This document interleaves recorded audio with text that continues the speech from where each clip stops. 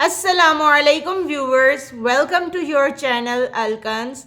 کل جیسے آپ نے دیکھا کہ ہم نے ایپیسوڈ 1 میں what is Ramzan start topic کیا تھا، اور آج ہم اس کی ایپیسوڈ 2 بنا رہے ہیں جس کے اندر ہم اہم ٹاپک سٹارٹ کر رہے ہیں۔ اس کا نام ہے نماز تراویح۔ ویورز، جیسے کہ آپ سب کو معلوم ہے کہ ماہ رمضان کی آمد ہے، اور رمضان کی ایک بڑی شناخت نماز تراویح ہے۔ لہٰذا آج کی نشست اس اہم عبادت سے متعلق اہم معلومات، احکامات اور اشکالات کے حوالے سے متعین کر رہے ہیں تاکہ آپ لوگ ذوق و شوق کے ساتھ اس اہم عبادت کو انجام دے سکیے۔ تو آئیے شروع کرتے ہیں اپنے پروگرام کو۔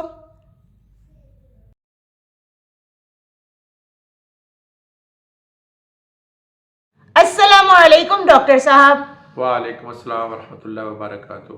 کیسے ہیں آپ؟ جی اللہ کے احسان کرم ہے۔ اچھا، تو ڈاکٹر صاحب جیسے کل ہم نے ٹاپک سٹارٹ کیا تھا رمضان کے متعلق، اور لوگوں نے کل کافی انٹرسٹ بھی شو کیا اس کے اندر، اور دوسرا کچھ لوگوں کا سوال نماز تراویح کو لے کے آئے تھے، تو میں نے سوچا کہ آج میں آپ سے ایک نیو ٹاپک سٹارٹ کر لیں نماز تراویح کے اوپر، اور اس کے اوپر ہم ڈیٹیل ویڈیو بنا لیں۔ تو کچھ سوالات ہیں جو آج میں آپ کے سامنے رکھوں گی، تو آج آپ ہماری رہنمائی فرمائیں ان کے متعلق۔ میرا پہلا سوال یہ ہے کہ نماز تراویح کو تراویح کیوں کہا جاتا ہے؟ بسم اللہ الرحمن الرحیم۔ بیسیکلی یہ عربی کا لفظ ہے ترویحہ، اور اس کے معنی بیسیکلی ہوتا ہے تھوڑا سا ریلیکس ہونا، آرام اور سکون کرنا۔ تو نماز تراویح میں عمومی طور پر چونکہ ہر 4 رکعت کے بعد تھوڑا سا وقفہ کیا جاتا ہے، جی، تو اس وقفے کی وجہ سے اس کا نام جو ہے وہ چونکہ عربی کا لفظ ہے اور وہ عربوں کے ذریعے ہی ہم تک یہ عبادت پہنچی ہے، جی، جی، تو اس لیے اس کا نام جو ہے تراویح پڑ گیا۔ جی، اچھا۔ تو ڈاکٹر صاحب اسی سے ریلیٹڈ میرا دوسرا سوال ہے کہ نماز تراویح کی فضیلت اور اہمیت کیا ہے؟ ہاں بیٹا، اس کے 2 حصے ہو گئے، ایک تو فضیلت ہے جی، اور دوسری اہمیت۔ جی، جی، فضیلت کے اعتبار تو یہ ہے کہ بیٹا جی کہ صحیحین میں اور تقریباً میرے خیال ہے کہ سیاستہ اور تقریباً میں کہوں کہ تمام کتب احادیث میں یہ نبی علیہ السلام سے بہت ساری روایات ہیں۔ ان میں سے ایک روایت جو ہے وہ صحیحین میں بخاری مسلم میں یعنی کہ آئی ہے، جس میں آپ علیہ السلام کا ارشاد جو ہے وہ اس طرح سے اس کا مفہوم ہے کہ جس آدمی نے احتساب اور ایمان کے ساتھ نماز تراویح ادا کی، تو اللہ تبارک تعالیٰ اس کے جو جتنے بھی اگلے پچھلے گناہ، یا اس ایک روایت کے مفہوم میں یہ ہے کہ اس کی حالت ایسی ہو جاتی ہے گناہوں سے کہ جیسے وہ ماں کے پیٹ سے آج پیدا ہوا ہے۔ تو یعنی کہ اس سے آپ اندازہ کر سکتے ہیں کہ اس تراویح کی نماز کو پڑھنے کا کتنا بڑی فضیلت ہے کہ آدمی، ہم لوگوں سے تو بیٹا ہر وقت گناہ ہوتے ہیں، ہر وقت خطائیں سرزد ہوتی ہیں، بالکل، اور اس کے ساتھ ساتھ ہمارے اللہ تبارک تعالیٰ ہمیں ہر جگہ پہ موقع عطا کر رہے ہیں۔ اور رمضان المبارک تو میں نے جیسے کہا کہ اس کی جیسے کل کے پروگرام میں نے بتایا جی، کہ ہر نفل جو ہے وہ فرض کے برابر اللہ اس کا اجر عطا فرماتے ہیں، جی، اور ہر فرض کو 70 گنا یا شاید اس سے بھی، جو انسان کی نیت اور وہ جیسے ایمان اور احتساب کی بات ہے، اس کے ساتھ جب ایمان عمل کرتا ہے ایک مومن جو ہے، تو اس کو اس کا اجر کہیں زیادہ بڑھ جاتا ہے، انگنت ہو جاتا ہے۔ تو اللہ تبارک تعالیٰ سے دعا یہی ہے کہ یہ جو ایک ہمیں موقع اگلے چند دنوں میں آنے والا ہے، اس رمضان المبارک کی جو فضیلتیں ہیں اور برکتیں ہیں، اور اس کی سب سے بڑی ایک بہت بڑی شناخت جو ہے وہ نماز تراویح ہے، جی، اور جی، اس کو ہم باجماعت ادا کر سکیں۔ اور یہ اگلی بات آپ نے کہی کہ اس کی اہمیت ہے، تو اہمیت تو پہلے تو یہ اتحاد امت کی علامت ہے۔ اس میں آپ اندازہ کریں پوری دنیا کے مسلمان جو ہیں ایک باجماعت نماز کو ادا کرتے ہیں، اور ایک یہ بہت بڑا شعار بن چکی ہے مسلمانوں کا، یعنی مسلمانوں کی ایک بہت بڑی شناخت بن چکی ہے، جی، اور پوری دنیا کے لوگ جو ہیں، غیر مسلم لوگ جو ہیں، وہ بھی اس کا مشاہدہ کرتے ہیں۔ جی، تو اس لحاظ سے تو اس کی ایک تو یہ ہے، دوسرا یہ کہ قرآن مجید کی حفاظت کے اندر بھی اس کا بڑا کردار ہے، اہمیت اس لحاظ سے بھی اس کی بہت بنتی ہے۔ جیسے کہ آپ اندازہ کریں کہ قرآن مجید پوری دنیا میں تمام مساجد میں کم از کم تراویح کے اندر قرآن مجید ختم کیا جاتا ہے، جی بالکل ایسا ہی اور ہے. یہ اس لحاظ سے دیکھا جائے تو قرآن مجید ہر سال جو ہے علماء جو ہیں ہمارے حفاظ جو ہیں قراء حضرات جو ہیں قرآن مجید کی خوب یاد دہانی کر کے اور اس کو زبانی جو ہے وہ پڑھا جاتا ہے. جی اور قرآن مجید کی حفاظت کے ساتھ ساتھ ایک اور بڑی بات ہے کہ قرآن مجید میں کئی ایک چیزیں جو ہے قرآن مجید کی تقسیم کے اعتبار سے جو کہ شاید عام لوگوں کے لیے میں بڑی معلومات کی بات ہوگی جی کہ جو قرآن مجید کے یہ رکوع ہیں ہاں جی یہ نماز تراویح کے ہی مد نظر رکھ کر بنائے گئے. یہ غالباً کوئی 540 جو ہیں وہ رکوعات ہیں پورے قرآن مجید کے. تو نارملی 27 رمضان المبارک کو تراویح چونکہ ختم کر دی جاتی ہے، ختم قرآن ہو جاتا ہے، تو اندازہ کریں کہ 20 تراویح کے حساب سے یہ 500 یعنی اس کو ڈیوائیڈ کر دیا گیا 540 رکوعات میں. صحیح. اور یہ ایک بہت بڑی شاید آپ کے علم میں بات ہوگی کہ یعنی قرآن مجید کے اندر چونکہ اکثر علاقوں میں چونکہ 20 تراویح پڑھائی جاتی ہے جی جی تو ہر تراویح کے ایک تراویح کے اندر جو ہے ایک رکوع آئے گا. جی تو روز کے 20 رکوعات ختم ہوں گے اور 27 دنوں کے آپ دیکھ لیں تو وہ 540 رکوعات بنے. بالکل یہ واقعی بڑی یعنی اہم بات بتائی ہے آپ جی نے. جی یہ بہت کم لوگ یعنی رکوع بنانے کی جو بڑی وجہ بھی تراویح بنی ہے، یہ سمجھ لیں کہ ہمارے قرآن مجید کی تقسیم کا ایک سبب یہ بھی بنا. مطلب کہ میرا نیکسٹ کویسچن بھی اسی کے حوالے سے تھا. وہ آپ نے کافی بڑی بات کیا کہ جس طرح لوگ کہتے ہیں کہ جی نماز تراویح کی رکعات کتنی ہوتی ہیں، اور ہم نے عموماً سنا ہے کچھ لوگ کہتے ہیں جی 8 ہوتی ہیں اور کچھ لوگ کہتے ہیں 20 ہوتی ہیں. تو میں نے جو بات کی گا ایک ہوتا ہے جمہور امت کا عمل. جمہور سے مراد ہوتا ہے کہ اکثریت امت کی جو ہے وہ کس عمل کے اوپر چل رہی ہے. صحیح. تو جہاں تک نماز تراویح کی 8 اور 20 رکعتوں کا مسئلہ ہے جی جی تو اس میں بیٹا جو اہل حدیث حضرات ہیں وہ چونکہ اس کو قیام اللیل ہونے کی بنیاد پہ اس کا جو پہلے نام تھا، جیسے ابھی آپ نے نماز تراویح کا پوچھا تھا، جی جی تو نماز تراویح کا اصل میں ایکچوئل جو نام تھا وہ قیام اللیل تھا. اچھا. نبی علیہ السلام نے اس کی بہت زیادہ ترغیب دی، اور جیسے میں نے آپ کو حدیث کا مفہوم بھی بتایا کہ جس نے ایمان اور احتساب سے تراویح کو پڑھا تو اللہ تبارک تعالیٰ اس کے تمام گناہ جو ہے وہ اگلے جو ہوتے ہیں ہو چکے ہوتے ہیں ان کو معاف کر دیتے ہیں. اور دوسرا ایک مفہوم بتایا تھا کہ ویسے جیسے وہ ماں کے پیٹ سے آج پیدا ہوا ہے.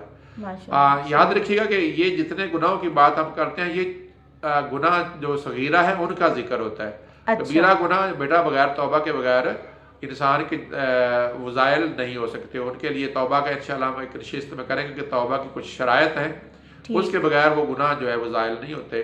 البتہ جو جتنے بھی صغیرہ گناہ ہیں وہ اللہ تبارک تعالیٰ اس کے انسان کے زائل کر دیتے ہیں. تاہم اللہ تعالیٰ تو اس بات قادر ہے کہ وہ اس کے کبیرہ گناہ بھی معاف کر دیں اور جن لوگوں کا حق ضائع ہوا ہے اس کو عطا کر دیں. لیکن عمومی طور پر علماء کی یہی رائے ہے. تو یہ قیام اللیل بیٹا کے نام پہ نبی صلی اللہ علیہ وسلم نے جیسے غالباً جو روایتوں میں آتا ہے، صحیحین میں آتا ہے، سیدہ عائشہ رضی اللہ تعالیٰ عنہ سے روایت یہی ہے کہ آپ نے غالباً 3 یا 4 دن یہ نماز پڑھائی. اس کے بعد آپ علیہ السلام نے اس کو اس بنیاد پہ ترک کر دیا کہ چونکہ صحابہ کرام جو ہے وہ پہلے دن کچھ صحابہ کرام تھے اور پھر اگلے دن اصل میں نبی صلی اللہ علیہ وسلم اس کا ترغیب تو دی تھی. تو صحابہ کرام کی عادت تھی عمومی طور پر کہ کوئی اکیلا پڑھ ہوتا، کوئی 2-4 مل کے پڑھ ہوتا تو وہ ٹولیوں میں مل کر پڑھتے تھے. تو چنانچہ آپ علیہ السلام نے ان کے شوق کو دیکھ کے یہ تراویح کو خود پڑھانا شروع کیا. جب آپ نے پڑھانا شروع کیا تو صحابہ کرام کی بہت زیادہ تعداد آنا شروع ہوگی. چنانچہ نبی علیہ السلام آخری دن جو ہے آپ باہر نہیں نکلے تراویح پڑھانے کے لیے، اور پھر آپ نے اس احتمال سے کہ مسلمانوں پہ یہ فرض نہ ہو جائے اور پھر بعد میں شاید یہ لوگ ادا نہ کر سکیں، تو اس لیے آپ نے اس کو پھر باجماعت نماز کو نہیں پڑھایا. لیکن وہ ترغیب جو ہے وہ اپنی جگہ پہ قائم رہی. ہاں اب آ جاتی ہے اس کی رکعتوں کی تعداد کی بات آپ نے کہا. اس وقت ہمارے پاس اہل حدیث حضرات 8 رکعت نماز ادا کرتے ہیں، اور وہ چونکہ نبی علیہ السلام سے جو ایک روایت سیدہ عائشہ رضی اللہ تعالیٰ عنہ سے کہ آپ نے 8 سے زیادہ رکعتیں کبھی بھی نہیں پڑھی ہیں اپنے قیام اللیل میں، تو وہ اس سے اسناد لیتے ہیں. لیکن سنن کی اور دیگر کتب حدیث میں بارہا جگہ پہ ہمیں یہ چیز نظر آتی ہے کہ یہ 20 رکعتیں ہیں. اس میں ایک اور بڑی اہم بات جو ہے وہ ہے کہ نماز تراویح جو ہے باجماعت جو ہے یہ شاید آپ کو میں بتانا مناسب سمجھوں گا کہ یہ حضور علیہ السلام کے زمانے میں تو وہی 3 یا 4 دن رہی. اس کے علاوہ جو بڑی اہم بات ہے وہ جو ہمیں صحیحین میں ملتی ہے کہ حضور علیہ السلام کے زمانے میں بھی صحابہ کرام باجماعت نماز پڑھتے تھے اور آپ ان کو دیکھتے تھے. حضرت ابی بن کعب رضی اللہ تعالیٰ عنہ کا باقاعدہ ذکر آتا ہے کہ وہ اور لوگ ان کے پیچھے باجماعت نماز پڑھتے ہیں، چونکہ وہ قاری قرآن کہا جاتا ہے ان کو. اچھا اس طرح سے جب حضرت عمر رضی اللہ تعالیٰ عنہ کا زمانہ آیا تو پہلے تو کام ویسے ہی چلتا رہا، لیکن حضرت سیدنا عمر رضی اللہ تعالیٰ عنہ کے زمانے میں آپ نے دیکھا کہ کچھ لوگ ٹولیوں میں نماز پڑھ رہے ہیں، علیحدہ علیحدہ پڑھ رہے ہیں. تو آپ رضی اللہ تعالیٰ عنہ نے کہا کہ کیوں نہ ان کو ایک قاری کے پیچھے اکٹھا کر دیا جائے. چنانچہ آپ نے حضرت ابی بن کعب کیونکہ حضور صلی اللہ علیہ وسلم کے زمانے میں پڑھاتے تھے باجماعت تراویح، تو اس لیے آپ نے ان کو کہا کہ بھئی آپ جو ہے نا سارے مل کے نماز پڑھیں. ٹھیک. اور آپ نے حضرت رضی اللہ تعالیٰ عنہ نے جب ان کو اکٹھا کیا اور اگلے دن وہاں سے گزرے تو صحابہ کرام کی جماعت ایک ہی جگہ پہ وہ نماز سارے مل کے پڑھ رہے تھے. تو آپ نے کہا کہ نعم البدع، تو نعم البدع کہ میں نے ہوتا ہے کہ کتنی اچھی یہ نئی بات ہم نے یہ شروع کی. مراد ہے کہ چونکہ حضور صلی اللہ علیہ وسلم کے زمانے میں تو باقاعدہ شے نہیں چل رہا تھا، تو اس لیے کہا جاتا ہے کہ جو اچھی بات جو دین کے اندر ہو اور اس کو اگر جاری کر دیا جائے تو اس کے اندر اجر ہے. تو اس لیے آپ نے اس کو شروع کیا. اور آپ کے زمانے میں جو آپ سے منسوب روایات ہیں وہ تو یہی نظر آتی ہیں جتنی کتب ہے کہ آپ کے اس زمانے سے لے کے 20 رکعتیں جو نماز ہے حضرت عمر رضی اللہ تعالیٰ عنہ کے زمانے سے لے کر جاری ہو گئی. تاہم ہمیں مختلف روایتوں سے پتہ چلتا ہے کہ نماز تراویح جو ہے وہ صرف 8 یا 20 نہیں ہے، بلکہ صحابہ کرام جو انفرادی طور پر پڑھتے رہے ہیں ان کی تعداد تو وہ 70 کے قریب کی بعض روایتیں آتی ہیں، کچھ 36 کی آتی ہیں. تو مقصد ہمیں نظر آتا ہے کہ اگر تراویح جو ہے وہ زیادہ بھی پڑھی جائے تو حرج نہیں ہے، اور کم سے کم میرے نقطہ نظر سے وہ جو ہے نا 8 رکعتیں تو ہمیں ضرور پڑھنی چاہیے، تاکہ ہم جو ہے وہ نبی علیہ السلام کے وہ جو ارشاد ہے جو فضیلت کے لیے آپ نے کہا ہے ہم اس اجر کو حاصل کر سکیں. اور زیادہ سے زیادہ جتنا بھی کریں گے وہ تو جتنا گڑ ڈالو اتنا میٹھا ہوتا ہے. اور دوسرا ہے کہ حضرت عمر رضی اللہ تعالیٰ عنہ سے لے کر آنور جو سنت چلی ہے، نبی صلی اللہ علیہ وسلم کے ارشاد کا مفہوم ہے میری اور میرے خلفائے راشدین کی سنت پہ عمل کرو. تو اس لحاظ سے سیدنا عمر رضی اللہ تعالیٰ عنہ کا جو طریقہ کار ہے 20 تراویح کا وہ بھی آسن ہے. تو اس لیے میرا خیال ہے کہ اس کی بحث میں نہیں پڑھنا چاہیے. جو 8 پڑھتے ہیں، جو زیادہ پڑھتے ہیں، سارے لوگ جو ہیں وہ سمجھ لیں کہ نبی علیہ السلام کے صحابہ کرام کی سنت پہ چل رہے ہیں. صحیح. اچھا، تو ڈاکٹر صاحب میرا آخری سوال آپ سے یہ ہے کہ اب میں کچھ لوگوں کے اشکالات کے حوالے سے بات کرنا چاہوں گی. بعض لوگ کہتے ہیں کہ تراویح کے بنا روزہ نہیں ہوتا، تو کیا تراویح روزے کے لیے ضروری ہے؟ ہاں، یہ بیٹا ہمارے ایک وہ جو بہت ساری غلط فہمیاں لوگوں میں ہیں، خاص طور پر دیہاتی علاقوں میں، کہ جو لوگ کہتے ہیں کہ جو تراویح نہیں پڑھتا اس کا روزہ نہیں ہوگا. تو یہ بالکل سراسر ایک غلط بات جو لوگوں کے ذہن میں ڈالی گئی ہے. تراویح ایک سنت مؤکد کی طرح ہے اور اس کو ادا کرنا بہت اچھا ہے، ثواب کا کام ہے. اور اس کو چھوڑنا جو ہے نا وہ میں سمجھتا ہوں کہ بڑا جرت والی بات ہے، چھوڑنا نہیں چاہیے. اگر بس تھکا ہوا ہے یا اس کی کوئی مسئلہ ہے، کمزوری ہے، تو اگر وہ تھوڑی نماز پڑھ لے تو کوئی بری بات نہیں ہے، لیکن اس کو کوشش کرنی چاہیے کہ حت الوسع جو ہے اس کو ادا کیا جائے. اور جتنا وہ خوشی اور خوشنودی کے ساتھ ادا کرتا ہے، کیونکہ وہی نماز جو ہے فائدہ مند ہوگی جو آدمی اپنی محبت کے ساتھ ادا کرے گا. بالکل. چلیں، شکریہ ڈاکٹر صاحب، آج آپ نے ہمیں کافی ڈیٹیل میں اس کے موضوع کے بارے میں ہمیں آگاہی دی ہے.